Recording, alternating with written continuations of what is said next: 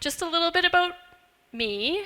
I am partly from Vancouver and partly from Okanagan, in the sense that those are the places that I've lived for my whole life.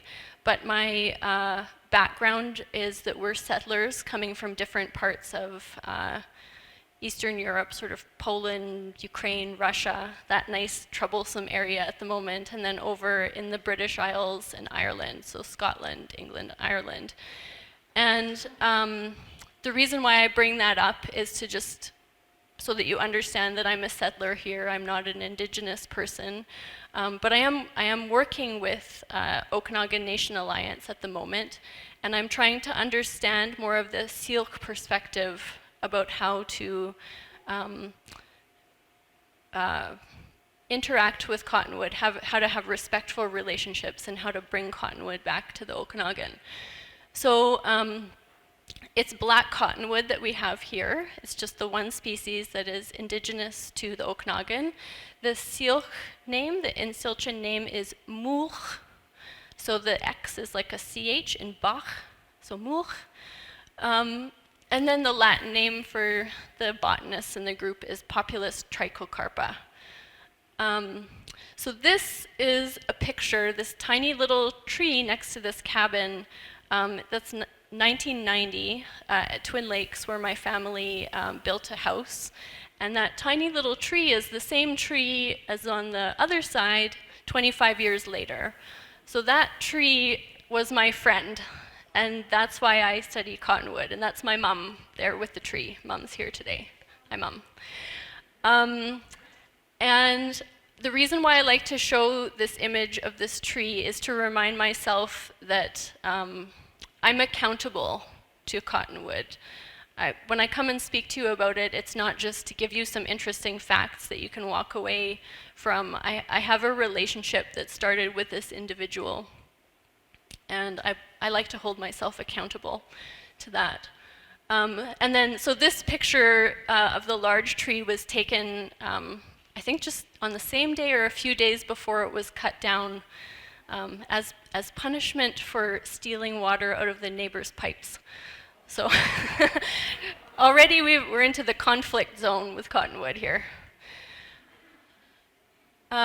So to position ourselves within cottonwood territory, black cottonwood, the black and white image shows the range within Western North America.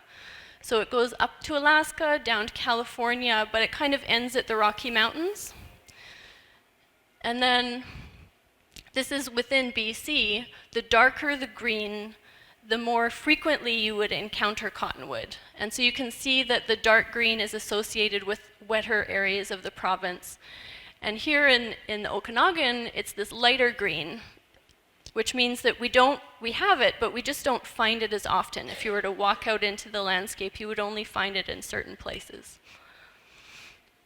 And here's a funny map that's turned on its side. This is just to share with you where I've done my research. So these are the areas where I feel fairly confident to talk about cottonwood.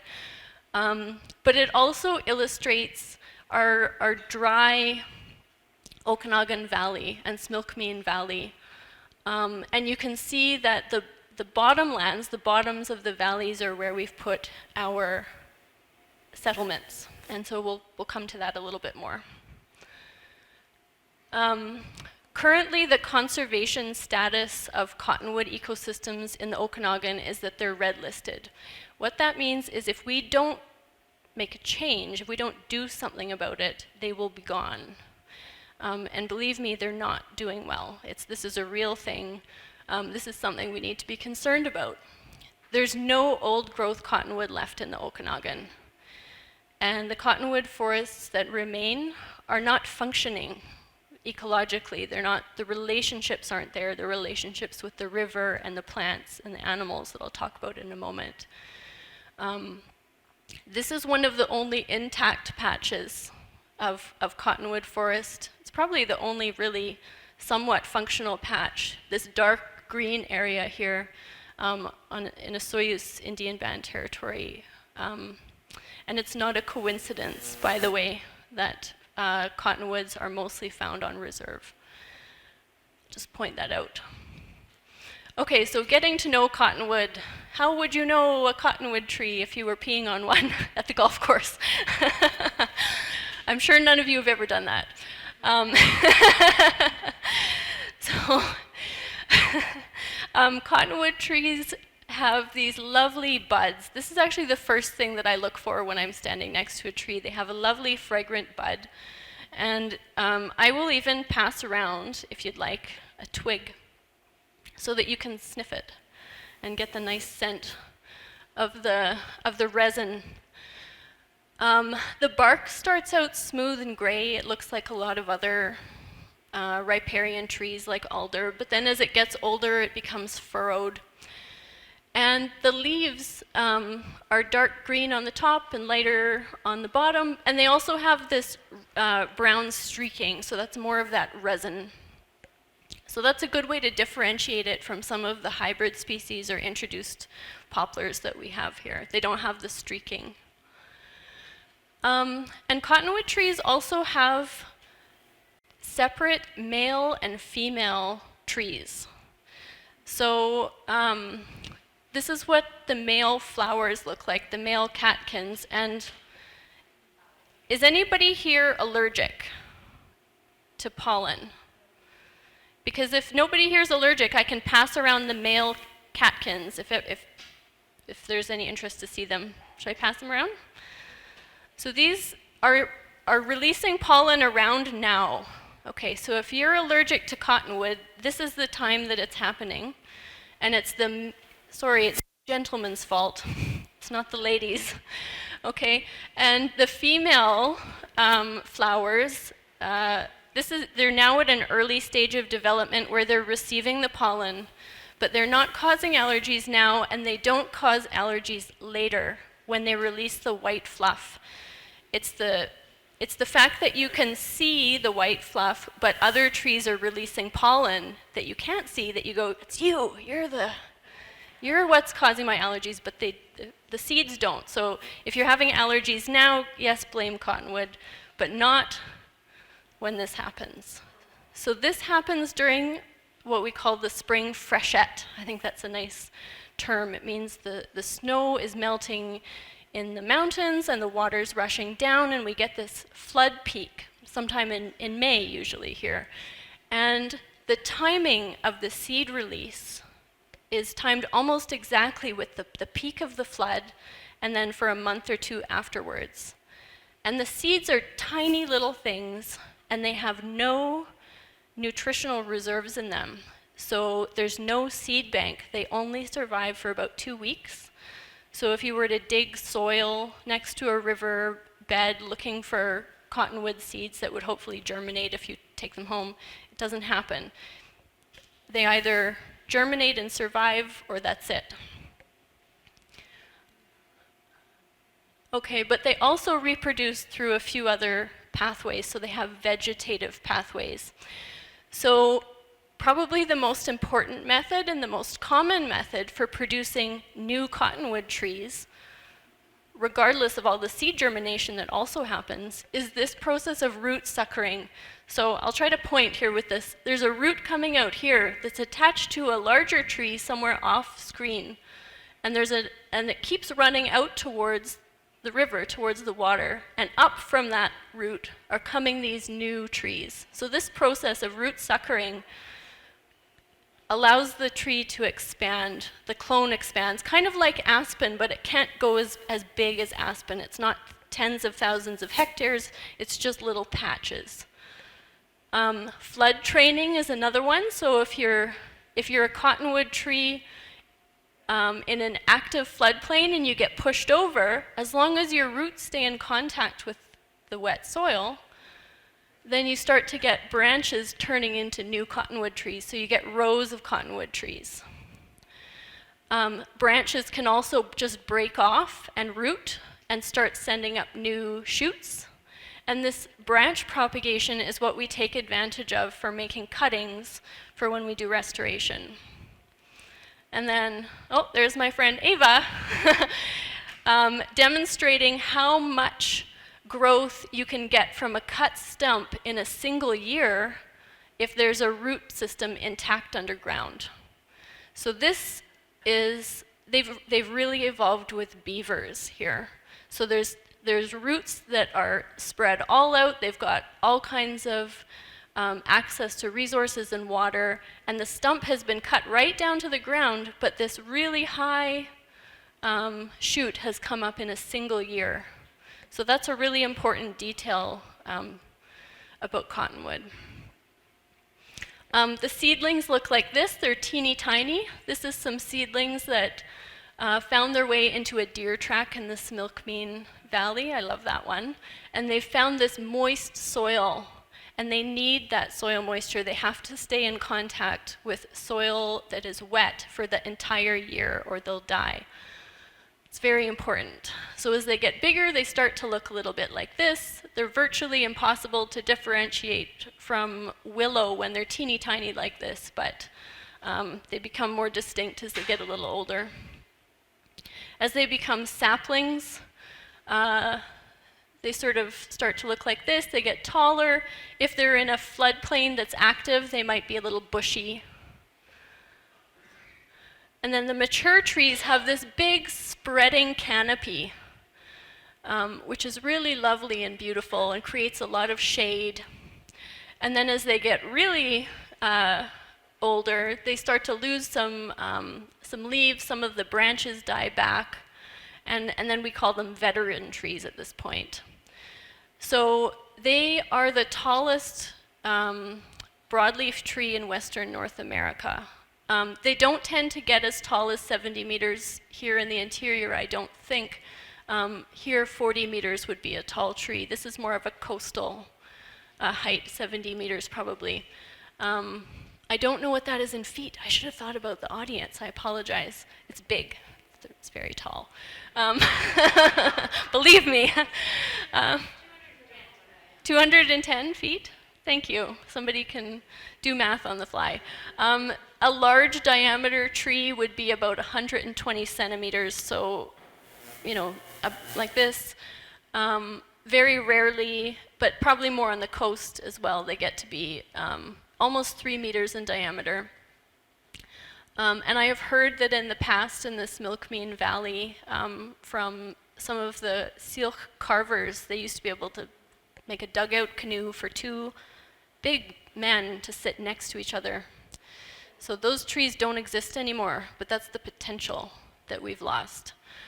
They don't live that long for a tree. 200 years is a good old one, very rarely, maybe 400 years old.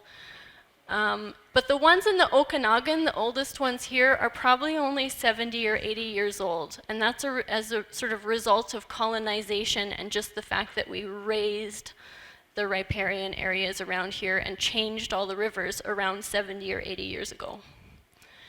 And then when they become large wood, some people still call it large woody debris, but I think that's disrespectful. Anyway, so I call it large wood. They have an important role to play too. So they fall into the river and they trap this fine sediment, which is perfect nursery habitat for the baby seedlings, and they protect the seedlings as they grow into bigger trees. So it's kind of like their will, or the grandparents helping the grandchildren. You could think of it that way, the grandparent effect, even after they've passed on. Anyway, here's some of the controversial things about cottonwood that still make it what it is. So cottonwood isn't really susceptible to a lot of diseases or pests, but it does tend to be quite vulnerable to this fungus that rots out the heart of the tree. So the tree will be dead and standing, and you won't know it, and it could just snap because the inside is hollow. So that is a safety concern. And if you have cottonwoods on your property, it's worth getting them checked every once in a while to see how they're doing. They tend to have this branch dieback that happens. I don't know if you can see here where I'm pointing, but there's some branches that don't have any leaves on them. And that is because the fewer leaves the tree has, the less water that it's losing to evaporation, and the easier it is to not die during a drought. So they intentionally allow some leaves to dry out and die when they're experiencing water loss. And so some people think that's a bit unattractive or maybe requires a bit of maintenance, but it's how they survive in this climate.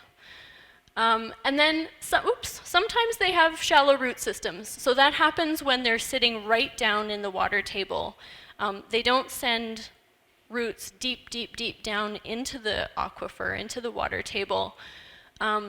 If they've got access to water, they'll spread their roots out laterally instead of going down. And so if there's a big wind or if there's erosion, then that can cause them to tip over into the river.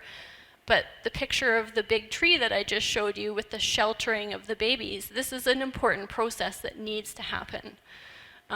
So it seems like it's not a plus from our perspective if we're in and around rivers a lot, but from a cottonwoods perspective, this is a necessary and important process for trees to fall into the river. And the thing about heart rot, the thing that causes them to rot from the inside out, means that they're really easy to hollow out. So if you're a woodpecker, like this Lewis's woodpecker here, you can make a wildlife condominium. Look at that.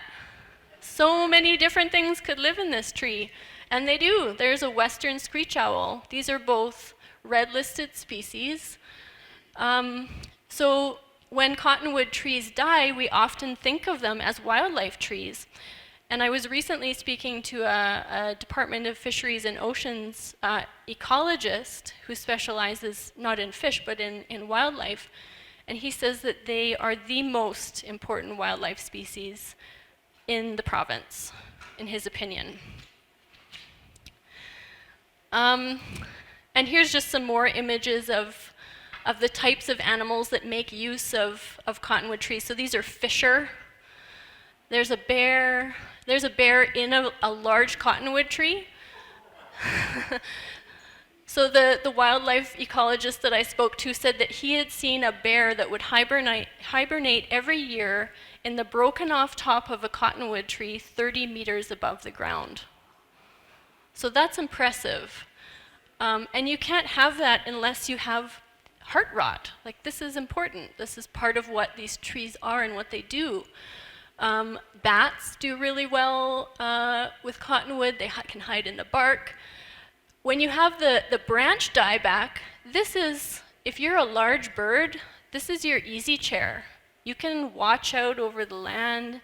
You can relax, stretch your wings. It's one of the only trees, in my understanding, where great blue herons can nest. So if you go, I can think of one place, I don't know about any, maybe in Vernon, but definitely down on the coast in Maple Ridge, walking along the dike there's a big heron rookery. They're really magical. And you don't get that unless you have some of this branch dieback. And then, of course, they're part of the food web. So the one that, when I'm working with Okanagan Nation Alliance, we often talk about is for the Chinook salmon. So normally, when the floodplain will flood, the Chinook can go in amongst the trees, and they can fatten up on all the bugs that are feeding on the cottonwood leaf litter and that are falling into the water from the overhanging branches. And then, of course, you know, the bats can feed on those bugs that have the tree as the food source. The bears can eat the salmon. Elk will directly eat the trees. Delicious food cottonwoods are for elk and deer and cattle and horses, by the way. So keep your cattle and horses away from them, please. So I won't go any more into the food webs, but they're incredibly important. They're a keystone species, a foundation species. You simply don't have these species in the landscape to the same numbers and over the long term if we lose our cottonwood forests. This is one of the most important relationships that cottonwood has with beaver. So beaver, we think about them as sometimes being destructive of cottonwood trees, like right here. This is, I don't know if any of you are familiar with the Okanagan River Restoration Project in Oliver, but they reconnected a side channel back here. The river is over on this side, and they chose this spot because it had a lovely stand of cottonwood trees running along this old side channel. And so that's great because then the fish can come in and they have this lovely shaded area with bugs and leaves and a great area. And as soon as they reconnected it on the Friday, they came back on the Monday, there was a beaver dam. and now most of the trees have fallen or are in the process of being felled. So these guys need cottonwood trees. We've eliminated virtually all of them from the landscape. So of course they're going to find whichever ones they can and they're going to go wild. But that's a good relationship. They can sort of, I don't know if this is the right term to use, but they sort of farm them. So this area here where my lovely wife is walking through is in Kamloops. And what's going on here is you've got a bunch of these short, bushy cottonwoods, and if you look down at the base of them, they look like this.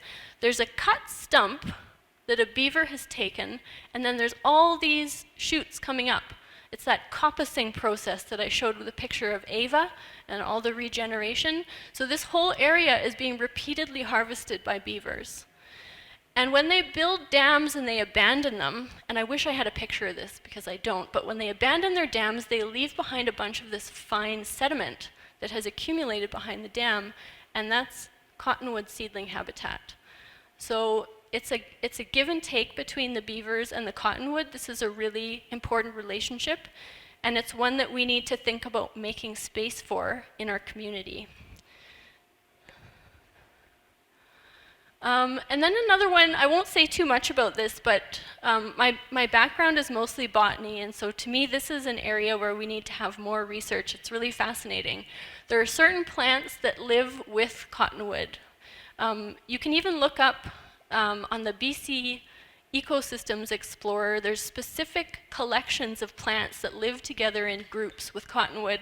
And one thought is that the cottonwood are able to take water from deep down in the ground and then redistribute it up into the shallow soil layer. So they're watering the understory. And we don't know very much about that yet. And of course there's the fungal associations with all the plant roots. But for any of you that are interested in botany, this is a really fertile ground for research, and also a really important consideration when we're doing restoration and planning what plants should go with cottonwood. Okay, so there's just two other things here that I want to point about of what cottonwood is really good for. One of them is shade, and I don't know if you have experienced an Okanagan summer, but I have. And I know where I would rather walk. And I'm a person who has a house that I can go to with air conditioning. If you're a person who does not have a house that you can go to with air conditioning, you may find yourself in these environments to, frankly, survive. And I just want to point out this sign. I'm a little bit concerned about the fact that these no loitering signs are appearing in these places because the vulnerable people in our community who need places to survive 40, 45 degree heat are going here because they know that it's cool, they know that the air is humidified by the trees, they can get shade, and they're being excluded. So I just want to point out that that's something that's happening in our community, and I think that that's controversial. The other thing that shade does is that it cools the water temperature. If you're a fish, the amount of oxygen that you can breathe that's dissolved in the water is temperature dependent. As the water gets hotter, it can't hold as much oxygen.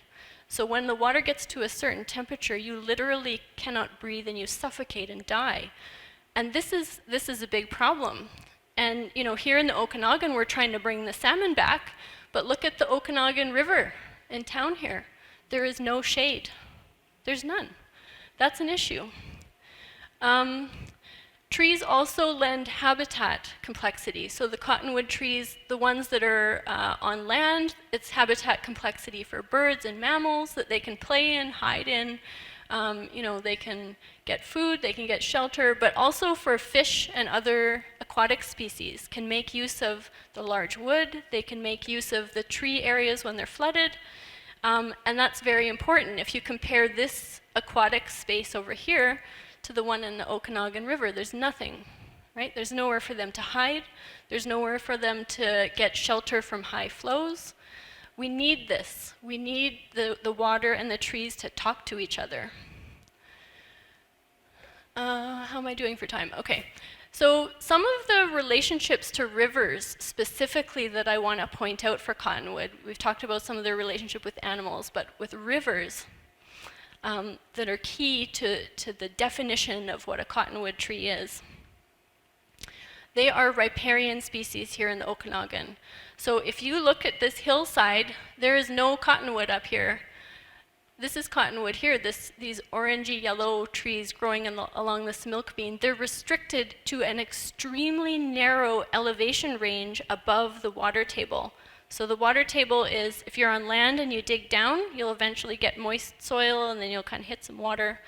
They have to be within 2 or 3 meters of that water. So when we lower the water table through draining the land, drainage ditches, channelization of the river, groundwater pumping, we're reducing the area where they can survive. And that's a big problem because they already don't have very much space and now we're reducing it even more. They're pioneer species, and I don't know if I like that term anymore. I feel like it's probably going to go out of style, but what it means in the case of ecosystems and plant ecology is that they tend to colonize, see the language, right? Areas that are uninhabited by other plants. Not just uninhabited on paper like in Canada, but uninhabited in reality. Okay, so these bare gravel bars, for example, they don't have any other competing vegetation species on them. Remember I showed you that the seeds were very small, they don't have very many resources. They can't compete with other vegetation. If you have a retaining wall and a lawn that goes right up to the shoreline, the grass will compete with those seeds and they can't survive. They can't get enough light, they can't get enough nutrients. So they need these bare mineral surfaces that are created by sediment moving with the river and depositing and being these sort of clean, fresh surfaces. And they're also ecosystem engineers. So you can see this big piece of large wood, not woody debris, large wood, that is sort of trapped on the riverbed here. So what's going to happen is the water's going to flow around it and it's going to become turbulent and slow down around this log. And as that happens, some of that fine sediment is going to fall out of suspension, out of the water, it'll get trapped, and you'll create a gravel bar with fine sediment where seedlings can survive and grow. So they engineer their own nursery habitat. They're ecosystem engineers, just like beavers are. Beavers engineer their own ecosystems. They build ponds. Cottonwoods build gravel bars. And here you can see a really good example of it. Here's a piece of large wood. I'm not sure if that's a cottonwood or not, but you can see this fine sediment that's been trapped and then a nice little cottonwood seedling growing up in it. These are cottonwood seedlings all over this bare gravel bar. They've got access to the water table year-round because they're low down. It's a low-lying area close to that water. They don't have any shade because they need lots of sun. They don't do well with shade, and there's no other competing vegetation. So these gravel bars, this is their nursery habitat. This is what they need. And then if we take sort of a view of the valley, we've got these headwaters and tributaries that are steep, and there's not a lot of you can see there's not a lot of these bare gravel surfaces along here. But then when you get down to the alluvial fans, so this is the area where sediment is eroding from up here and it's kind of getting dumped out in a pile. That's the alluvial fan. This area here that's bare, that's great seedling habitat all through here. And what's happening is that when the sediment and the water come down here and they hit this sort of gravelly alluvial fan, the water sinks down and recharges our groundwater, recharges our aquifers. If it can't do that, that's a problem for us. So I just want to point that out too, since rivers and water is all connected to the cottonwoods. And then we have the bottomland rivers. So these are the areas where we're in the flat valley bottom and we've got the river meandering through. You can see these big areas of bare sediment. That's the cottonwood nursery habitat. And then the dark green is where the cottonwood forests have established. And most of the research about what cottonwoods need and what they do is based on research that's been done in these bottomland rivers. A lot of it's done in Alberta, if you're interested. There's the Old Man River in Alberta. That's where a lot of the research comes from. But in the Okanagan, it turns out that these alluvial fans might actually be our most important cottonwood habitat. And the old research that we were working on from Alberta, while it's great and tells us a lot about what cottonwoods need, it doesn't necessarily show the full picture of what we need here. So that's another area where much more research is needed. So just to give you sort of an understanding of what goes on in these bottomland rivers, we've got these areas where there's erosion from one side of the stream, or one side of the river, on the outside bend, and then deposition of the sediment. So the sediment comes off of this outer bend and it's deposited onto the inner bend. And the names for those structures are the cut bank, the bank is being cut away, and the point bar. So it creates sort of a point, and there's a gravel bar, so that's a point bar. So erosion from the cut bank, deposition onto the point bar. This point bar is cottonwood nursery habitat. So if you don't have that process, then you don't have new nursery habitat being regenerated. And you can actually see in the landscape these sort of funny arc-shaped bands of sediment and also of vegetation through a river valley where the river has meandered and moved and migrated over time. And that process is absolutely critical to the renewal of cottonwood forests. So you have seedlings on the youngest newly deposited gravel. You've got saplings a little further back. On the older landforms, you'll have the mature trees and the wildlife trees. And see how these big trees are now on a cut bank? They're now in a great position to fall into the river, get snagged on a downstream gravel bar, and help create more nursery habitat. This is absolutely critical that this be allowed to happen. Okay, so then on alluvial fans, the way that we get that bare, moist, mineral soil, the nursery habitat, is that we have really scary things happen, like channels that are braided instead of being in one nice channel. So they're braided, this white color, this is Ellis Creek in the 1930s. See, it just goes all over the place. There's more than one channel, it goes hither, thither. There's the town, everybody's worried because where's the creek gonna go next? Avulsion is when the creek just decides it's just gonna go somewhere else this year. It's gonna change course. Maybe there's a big boulder that comes down, maybe there's sediment that's accumulated at the bottom and so it needs to move. And then debris flows when a bunch of sediment comes down all at once and creates nice cottonwood habitat in your vineyard. But I just want to reiterate the importance of this process of braided channels and avulsion and debris flows is that if you don't let the river move on these alluvial fans, you don't have the same rate of groundwater recharge. So we're going to run out of well water is the problem. If we move the water too fast all down one channel, down into the bottomland river, you're going to run out, and that's a problem, as you know, in the Okanagan. So this is Penticton Creek in the 40s before the creek was channelized, making some nice cottonwood habitat in the town. Okay, so, and then this is just a map to illustrate, so this is where some researchers have what's the word?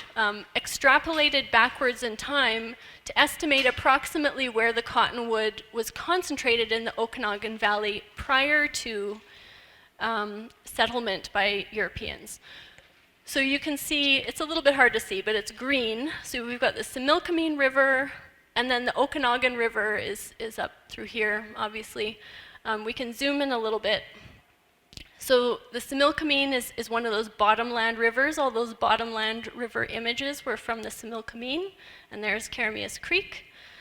But look where it is in the Okanagan.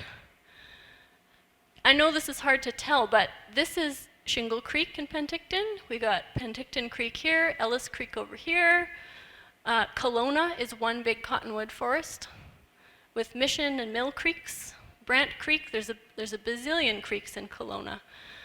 Vernon, one of these smaller rivers, forgive me, Vernon, I forget the names of your tributaries, but the reason for this, I believe, is that sediment that's required to be moved over onto the land, in addition to the water, is trapped by the lakes, which is a natural process. So the sediment in the Okanagan River itself kind of falls out into the lakes. And so you need the sediment inputs from the alluvial fans, from the tributaries. And that's where you get the cottonwood. It's where those smaller creeks rush down the mountains with the sediment and dump it out down near the bottom, like in our town, and in Kelowna, etc. So this represents the potential for where cottonwood could naturally regenerate. So obviously some of the threats are related to flood control, the fact that we have decided that water's only going to go at certain places in certain times, and we're going to develop everything around where we have put the water. So this is Penticton, just so that you're oriented. There's the Okanagan River floodplain, Shingle Creek, alluvial fan, Penticton Creek, and Ellis Creek. So you can see the amount of habitat overlap with cottonwood. And you can see that on our side, the settler community, it is urbanized to the hilt. So just some specific things about how different flood control measures impact cottonwood. So if we have these dams, for our drinking water and to keep water back for irrigation and to hold water back for the Columbia River Treaty and other transboundary agreements, they prevent flooding and they allow us to store water for later. But they also contribute to sediment being trapped. So even for the smaller creeks, like Penticton Creek, Ellis Creek, it's quite a problem. The sediment that would normally come down with the water isn't coming down. And what happens with that is that, imagine you have a little pile of sand and you're running the water down it. You're just going to cut down deeper and deeper and deeper, and there's nothing to replace that sand that's getting washed out. And then also, because we release the water at different times than normal in some cases, for example, later in the summer for irrigation, the timing of when the seeds are released versus the timing of the spring flood doesn't always line up. So we can't have that relationship of the reproduction of the river timing the seed release and germination with the flood. And I won't get into too much detail, but this is an example of some of the really cool research that's come out of Alberta. They've been able to show in any given year for a particular spot that you can predict whether or not you'll have cottonwood seedlings surviving, and you can even predict how high up kind of they'll be on the riverbank and what area they'll be in. And so you can use that information if you have a dammed river to design flows to help cottonwood come back. And in Kelowna, you can see an example of this theory. They haven't designed environmental flows for cottonwood in Kelowna, but there's this sort of, if you go to the Mission Creek restoration site where they've moved the dike back from the river in Mission Creek, you'll see these sort of two patches of cottonwood in the floodplain. One is along the dike, and it's really weird. It looks like somebody has taken a ruler and lined up and planted cottonwoods just in this one line, and they're all at the same elevation relative to the river. So that was the first sort of recruitment event that happened there. This was all seedlings that were at just the right height relative to where the spring flood was, that they could keep their roots in that moist soil, and they survived, but only in this one little elevation strip that year. And then a couple years later, there was another flood event that resulted in recruitment of cottonwood at that area. It was a little bit lower down, so that elevation band was a little lower down, and it turns out that most of that floodplain was within that band. So the rest of the floodplain is this thick cottonwood stand now. So you can go and look at that if you'd like. It's quite a thing to behold. But this is, I won't go into the details really about these graphs or anything, other than to say this along the bottom axis is the days of the year, and then on the y-axis, that's how high the river is. So we've got May is when we have the peak flow, that's the freshet. Here it is for the Okanagan River, here it is for Mission Creek. 2016 was one of the years where we had one of those recruitment events, and you can see that the freshet was here, it was a good peak, but then it came down relatively gradually. So those seedlings could grow their roots fast enough to keep up with the falling river water. If you look at the Okanagan River and how we manage it at the dam in Penticton, they kind of, they go along for a little ways and they're like, okay, we're gonna make it lower. So we go, and we go really, really fast, and we go along sort of steady for a little while and then down really, really fast. When you lower the level this quickly, the seedling roots lose contact with that moist soil and they die. Even if you have habitat for them, they die. And then if you release weird flows later in the season, you might wash them out anyways. So, if you can't have surviving seedlings, then the only way that cottonwoods can regenerate is through those clonal processes of existing root structures sending up new tree trunks. And the problem with that is if they're all genetically identical, they're all vulnerable to the same diseases, the same pests, and we're gonna lose them faster. But the good news is that on dammed rivers like this, we have the opportunity to control the flow in order to increase the survival of seedlings. And if you do that, even just for a year or two, and you get some good regeneration happening and they get established, then you're off to the races and they'll clonally reproduce. And this, I just wanted to bring in a current events item. So the Nechako River in Prince George, I don't know if any of you have heard of the Rio Tinto dam there, the Alcan plant. They manage the Kenny Dam for hydroelectricity. And so it's kind of baked into their operational procedures that they're releasing water at weird times. It doesn't coincide with the cottonwood trees, and it also doesn't coincide with what the salmon need. And so First Nations in the Prince George area have just taken Rio Tinto to court and tried to sue them to say, our Aboriginal treaty rights are not being respected. We're allowed to gather fish. This is important to us. This is in our agreement with Canada as part of the Constitution. Unfortunately, the judge said, you can't sue them. They're just doing what the government said they could do under their operating license. But the good news is, the judge said, but you can sue the government.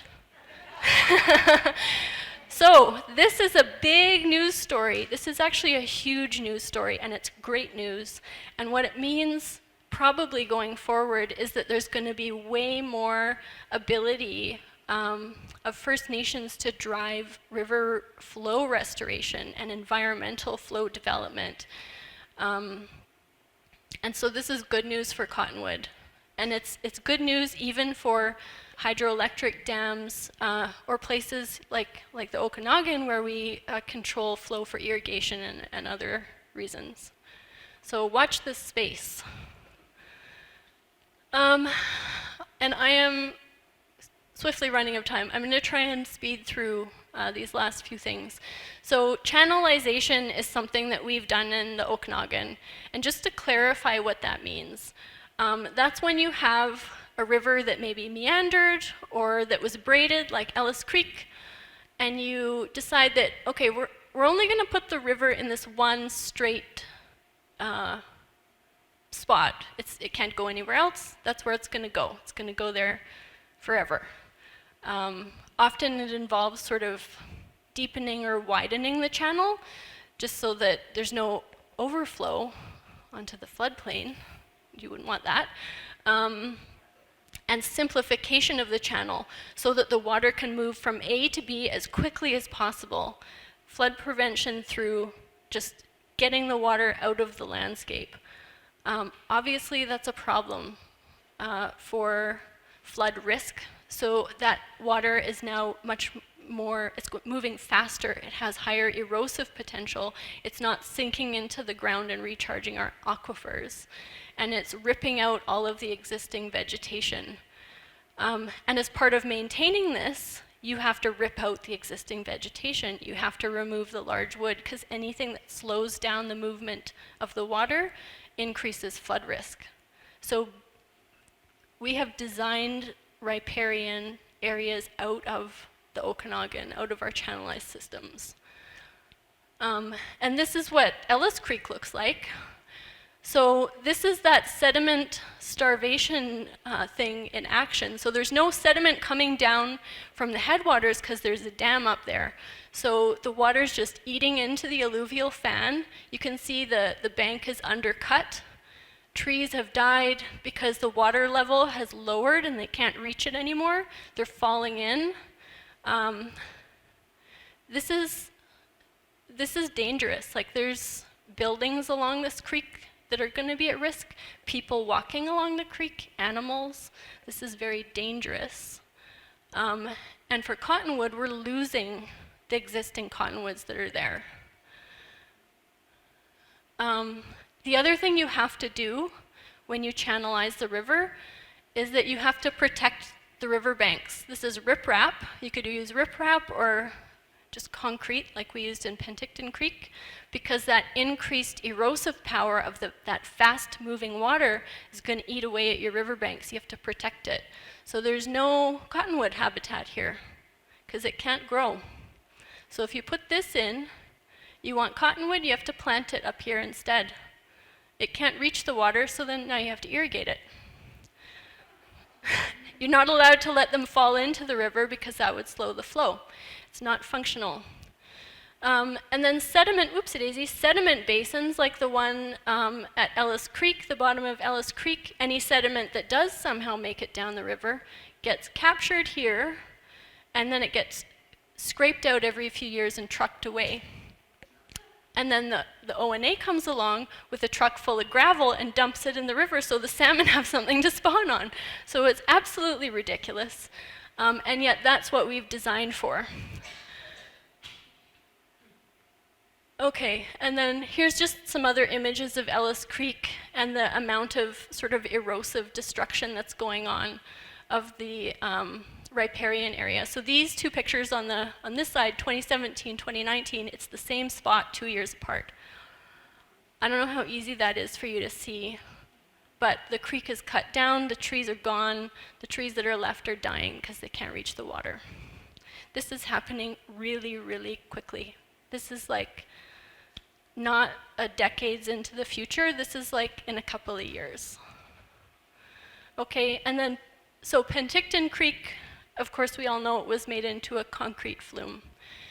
So there's no seedling habitat in a concrete flume. So any cottonwoods that are there, we're just regenerating from existing stems and root systems. And there's been some restoration to improve salmon habitat, which is great. So this is prior to the Penticton Creek restoration. Here's the beginning of it down here, and then moving right along. But you'll notice that the riparian area has not been given any more space, and in fact, the trees have been removed to ease construction, and that's where that planting has been done.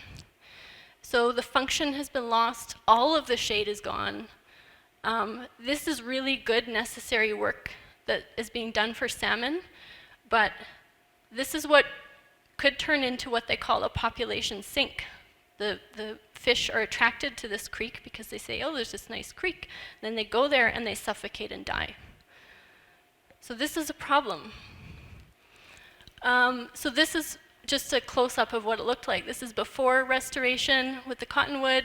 Here they've cut down the cottonwood, but there's stumps remaining. And of course, cottonwood is fine with that because beavers. So they go, no problem, coppicing. They come back. But no, we're going to do this instead. We've taken out all the stumps, so all of the roots for allowing for regeneration potential. We've planted. Unfortunately, a lot of those trees aren't doing well.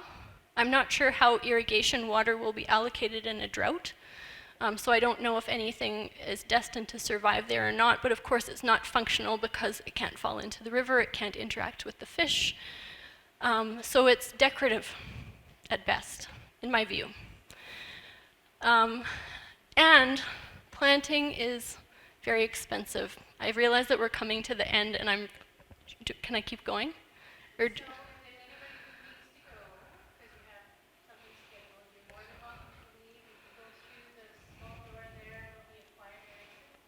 I promise I'm almost done. Continue? Okay. I won't be offended if anybody needs to go. Right. So planting, if planting is our only option, because we're not going to move back from the river, that's it, that's where we live now, all we can do is plant. Okay, fine. It turns out planting is very expensive, and most of the cottonwood trees that we plant die. So for my PhD that I just completed, I tracked over 900 cottonwood trees over a couple of years. I think the survival rate was about 16%, and that was high. Cottonwood planting efforts around the world, well, around North America tend to fail. And it's not just for one reason, it's like, there's like 1,000 reasons. They get eaten by cattle and horses or deer, beavers, people trample on them. I've seen ones that have been accidentally burned in controlled burns. They get washed into the river if there's erosion. Drought is the really big killer, so most of them just die in the first year because they can't get enough water. And then just to keep in mind that just because we've planted trees, that doesn't mean that we've restored a functional ecosystem. A lot of these trees are decorative. They may sort of provide some habitat value for certain species, but they're not doing what cottonwoods do. They're not being themselves. they're not having those relationships. I guess the one good thing about planting is that even if we can get a couple of cottonwoods to survive, they can expand clonally and fill in some of the patches. But I don't think it's a solution. I don't think it's the long-term solution. That being said, I did some research around how to do planting, and if you want to do any yourself or you're curious, you can get in touch with me and ask. Oh shoot, I still have this as well. Okay, sorry. I changed this whole thing last night at 10 p.m. and was up till 2 or 3 working on it. So I'll just say a couple more things. So dikes, like we're familiar with in Penticton, when you put them in, obviously they destroy the cottonwood habitat. So that's why we've only got 70 or 80-year-old cottonwoods, because we just ripped them all out to build the dikes. If there's no floodplain, there's no nursery habitat, obviously. We also have increased the erosive power, down cutting, we're lowering the water table. It's been lowered by many meters. All of this area here is much higher and drier. They're drainage ditches. That's what we've done to our landscape. And to add insult to injury, the province mandates the removal of cottonwood trees from dikes. They will happily grow on dikes, but we're not allowed to leave them there. Yeah, so that's a whole other question. And of course, once you develop that floodplain, you've increased the risk associated with flooding. Not the risk that flooding will occur, but the risk to the property that will occur, because there's now things in the floodplain. The Okanagan River is a great example of just an absolutely destroyed river system. There's no shade, the fish are dying, we're trying to bring them back, but it's just a population sink. They're suffocating and dying here. We need shade, we need trees, we need functional riparian areas. And the killer is, if we have to have dikes, we can actually make them so that they can support cottonwood trees. We are working on ripping them out piece by piece, but in the meantime, if we have to keep some of them, let's think about maybe building them to support trees. And obviously we set them back. This is that Kelowna project I told you about, where the dike was set back, it had these flooding events, and now it's just full of cottonwood, so that's been very successful. Those habitat functions have been restored. I'm just going to speed through this. This is a different dike setback project that wasn't as successful along the Okanagan River in Oliver because it didn't have that sediment supply, it didn't have the energy to get rid of the competing vegetation, and most of the cottonwood trees that we planted died. So this is maybe one of the most controversial pieces, is that, okay, if we can't plant successfully, maybe we need to start buying out the floodplain like they're doing in Grand Forks. Move back, give space back to the river. So this was my grand plan was to have a big conversation about what we can do as a community, but I talked too long. I sort of want to leave you with this idea that maybe we need to rethink our values. In my view, our values are written onto the landscape. You know, when you look at Penticton and what we've done, these are our values made concrete, made whole. The Syilx Nation has put their values out there for us to learn about, and I think that it is, I'll go so far as to say it's our responsibility as settlers to start learning, to start being a little bit humble, understanding that there's I think it's over 14,000 years worth of knowledge in this place of how to live with cottonwood, how to live with cottonwood, how to live with water. This is all of this is available online. You can Google. This master's thesis in particular talks about what we did when we came here to the water and what the environment used to look like. So if you're curious about that type of thing, I'd say that's required reading. So I'm not going to say anyone's name of who lives here, but I know one of the people are here. But when we're enjoying the beautiful sound of the creek, maybe we can also think about ways that we can have some respect and reciprocity, and maybe think about ways that we can share our space a little bit better going forward. So that's the end of my talk.